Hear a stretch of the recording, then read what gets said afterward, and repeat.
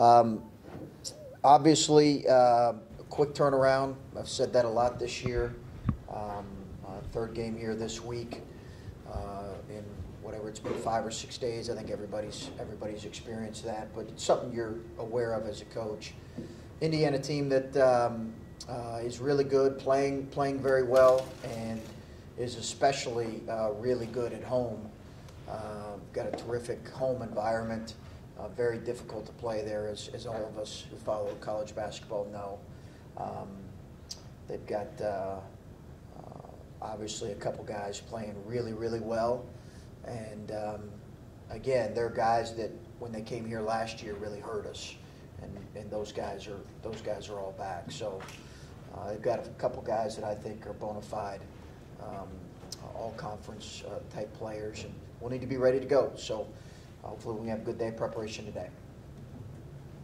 Chris, I know you've talked about obviously the day-to-day approach you've had really all season, but there was a time not long ago where it looked like if you guys had won this game, you would have clinched the share of the Big Ten championship. And I'm just curious, like in general, how you view that goal in any season, not just this one. Like if you have this sort of day-to-day approach, but obviously you want to get some stuff in the rafters too. So just how do you approach that goal of winning the league? Well, obviously that's an outstanding accomplishment anytime you can do that, and to be able to do that is, you know, something guys remember for the rest of their lives, because it's rare. You know, it's rare to be able to do that, and I think that to position ourselves in a season like this to have a chance at that is pretty special. But it's an outstanding accomplishment, and you know, I think you looked at our closing schedule, and I sensed that this was going to be a difficult road, but you know, things can still happen, and what we have to worry about right now is what we can do. And I know you guys did not really talk about it all that much, your positioning, but when you did sort of lose the ability to control your own destiny, did you sense anything with the guys, any kind of letdown in that regard? No, not really. I mean, if it was, then I didn't sense it. Just because I think when you're going to play, you know, 3 of your last 4 games are all on the road against teams in the upper half of your league. You know, to really make any assumptions about, hey, this, you know, if we do this, and then we can get there. It's not, you know. I think the focus did need to be and always needs to be on just on trying to prepare for the one in front of you and then see what's happened. It would have been a little bit presumptuous for us as a coach to get too much into that, given what we had in front of us. 3 out of 4 on the road against all upper half teams. That's a tough deal. Looking at CJ's game the other night, he hit 5 floaters. Yeah. I know that's something it seems like he struggled with all season. Yeah. Maybe the most effective he's been. Why? Is that something you've been working with him on, or was that just a good night for him, or how have you seen him work on that specific part of his game? Combination of both. We do work on it in practice, kind of in the pre-practice part of practice. We'll work on shooting floaters over kind of a device we have, basically an extended arm.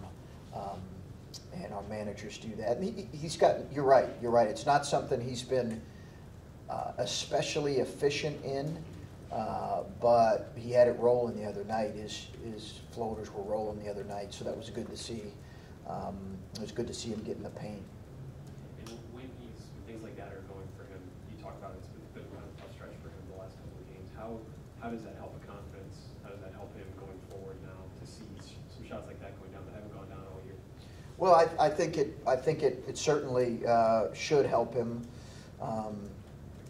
You know, the biggest thing when you're a guy who's a college basketball player is, you know, you cannot let you know, a rough night or two lead into more rough nights, and let it affect your approach and your attitude and how you're progressing as a player. And because ultimately, if you do, it's going to be obvious. So I think for him, there's a toughness required to responding to kind of a difficult stretch in the course of a game, or a difficult stretch in the course of a conference season, and that's good players have that toughness. They just kind of keep coming, and they just keep their head up and keep their chin up and keep plowing along. And, Angela Duckworth calls it grit, and that's what it is. And good players have that.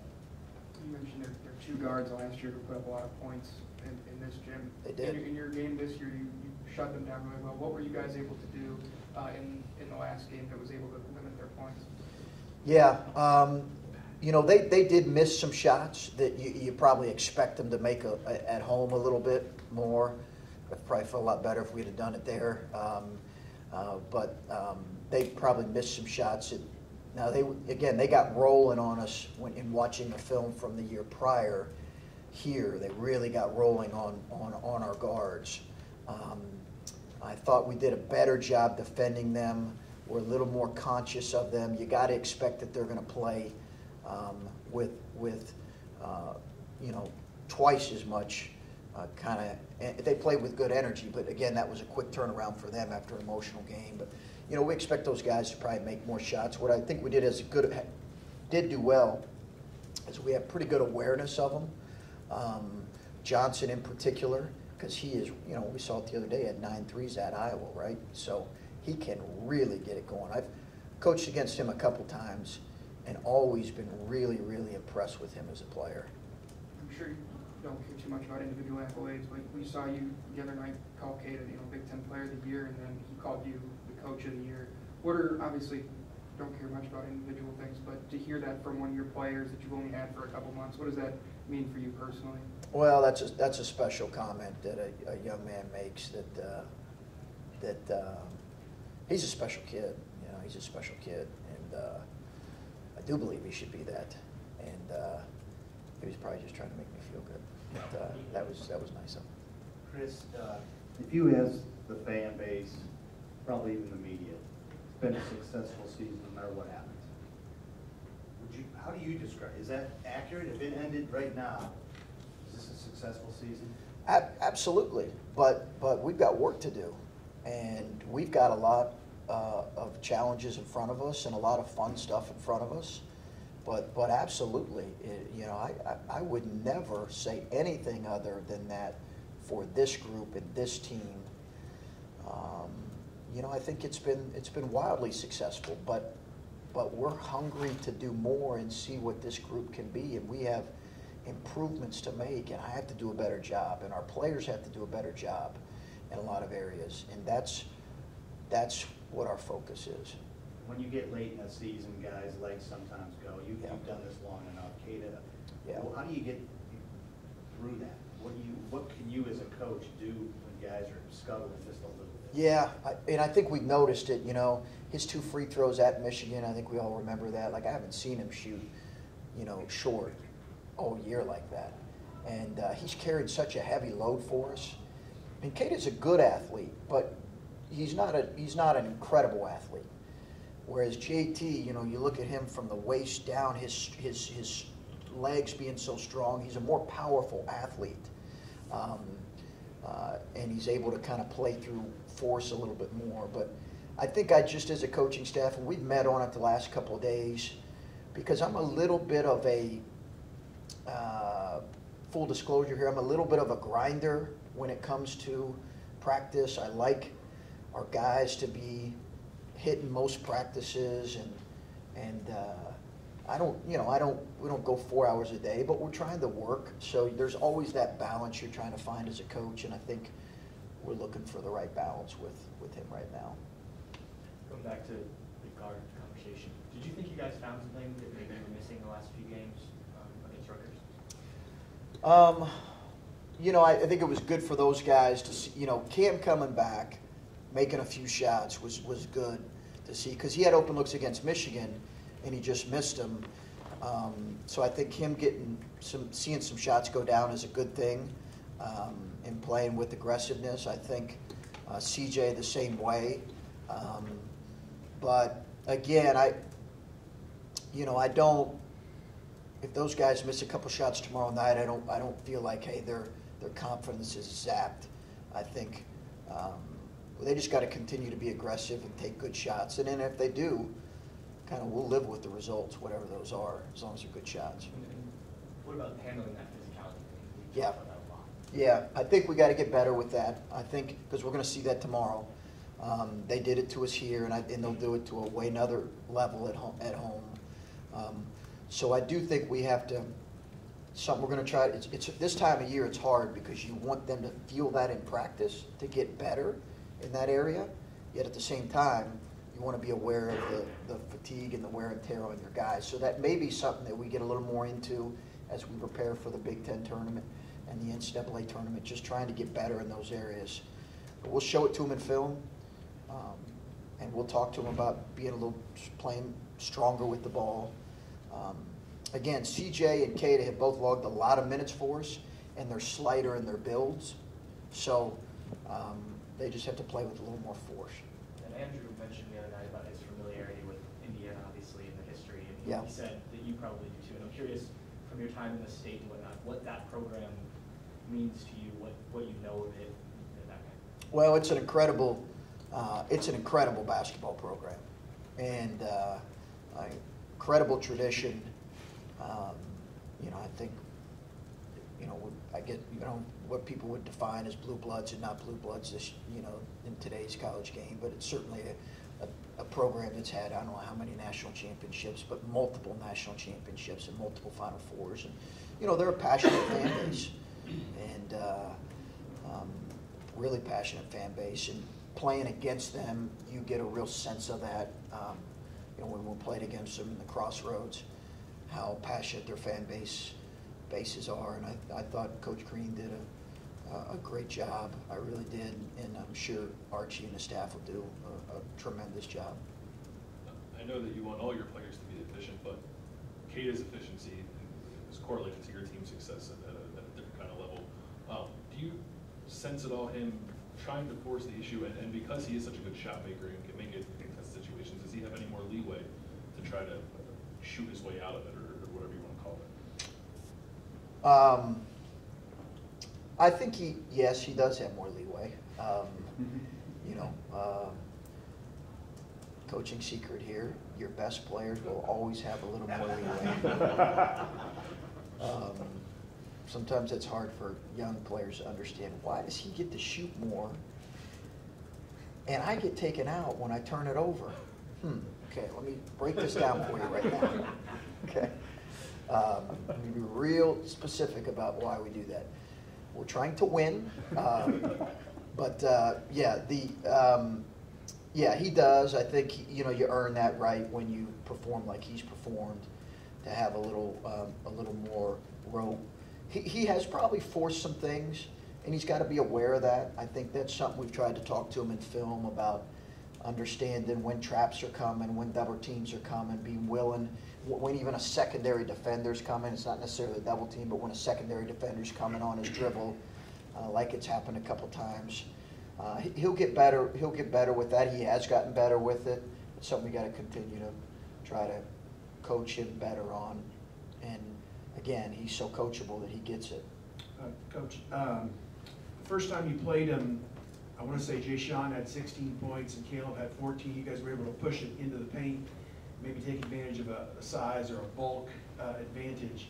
Is that where you start tomorrow, and do you envision them coming up with something to counter what you were so successful with the first time? I'm sure they will. Every team will make some adjustments, and I expect them to make some adjustments.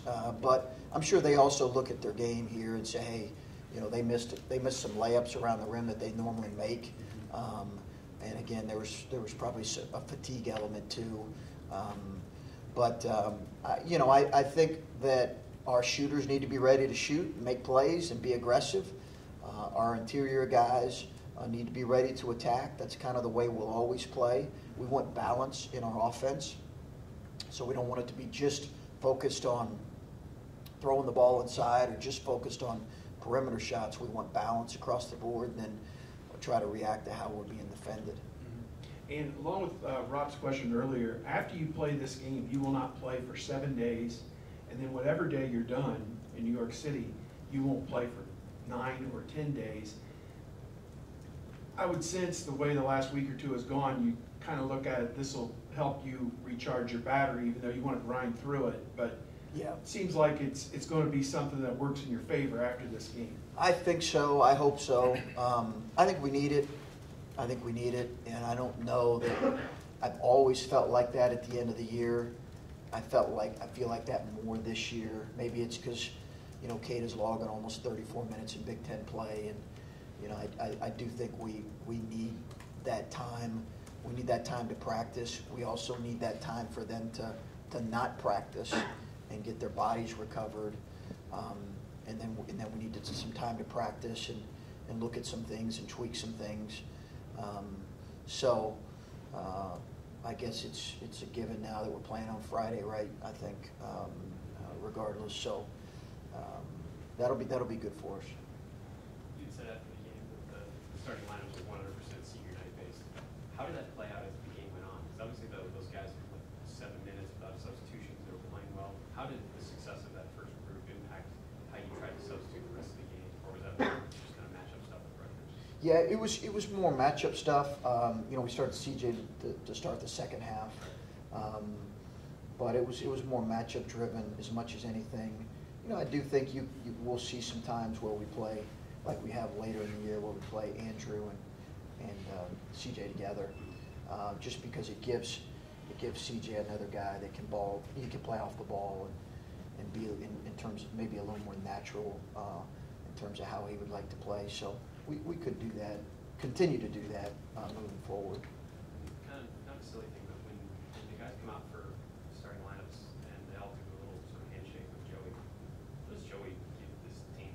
What at the end of the bench there, things like that, and it's a big three at the end, Yeah. everybody goes nuts. What does Yeah. Joey provide to this team? Beyond the handshake deal. Let me start with the handshake. Okay. I don't know how that comes about or how much time they put into that. But it seems like it's choreographed quite a bit. So I think with Joey, you know, he's an invaluable member of our group, and not just invaluable member, but he really does have an influence and a leadership. And not everybody has an influence and a leadership in your team. Well, why does Joey have influence? Well, because I think people recognize that he is doing everything within his power to support his teammates, and he's doing everything within his power to help his teammates to play well. He celebrates with them. He doesn't pout when he's not playing. He doesn't pout when I ask him to stay on the scout team the whole time. And he recognizes his role and has really been a star in his role. And he's an older guy, and he wants Ohio State to win. And I think people look at that, and he's a bright kid too. I think people look at that, and it allows him to have a level of influence in the locker room that, you know, maybe some walk-ons wouldn't normally have, or in some cases scholarship players don't normally have, because they recognize how unselfish he is. Two quick ones here. When you look last time out against Indiana, Kata did a little bit of everything, but he did struggle a little bit on the offensive, going only 5 for 13 from the field. Do you think he's going to have more of a focus on kind of perfecting his shot attempts against Indiana this time, or is it just kind of what came about last time? I think he'll play to win, and if that makes sense, and not he doesn't need to try to force something that's not there. He needs to be aggressive and be assertive. McRoberts is a very good defender, and you know, but he'll play to win. He'll do what he needs to do and understand what he needs to do in terms of playing each possession to win. That's what good players do, and that's what smart players do. Rob, off topic a little bit, I know you addressed this earlier in the season, but more stuff's coming out in Yahoo about the state of basketball. How concerned are you that things could really blow up, that it might change, and you welcome that? Does something need to be fixed? I don't think there's any question something needs to be fixed in college basketball. You know, what all needs to be fixed in the specifics of that and how you go about it is a conversation that, while I've thought about, I haven't spent the number of hours that you probably need to really figure out what kind of changes are going to be made. You know, as I've said earlier, am I concerned? I'm not, because I can sleep well at night knowing how we've tried to run any program we've been a part of. But you know, I think it's going to be interesting to see what the fallout is and to what level of impact this has. You know, sometimes, quite honestly, I think it's going to be fairly limited, and then there are other times where I feel like it could completely change the face of the game. I don't know where I fall on that. Real quick follow. The article said that it's possible that coaches don't even know. Like if something happened in their program, do you buy that? Can you see a scenario where a coach really doesn't know some of that stuff that's going on, maybe doesn't want to know? I don't know how that works exactly, or is that just not really accurate? You know, I think there perhaps are some things that a head coach may not be aware of. I'd like to think that I know most of what is going on within our program and within our guys. But, you know, I don't know everybody else's program, and I don't know how they run their program. I do know that it's now an expectation that you know what's going on within your program, specifically as it relates to the details of recruiting and the specific details of who you're recruiting, how the recruiting is going down, who is involved, who are the people around them. Like that stuff now we have to know. And, you know, there's a quick way for someone on our staff to no longer be employed, and I think they understand what that is, and I would hope most people would. Okay, thanks. All right, thanks.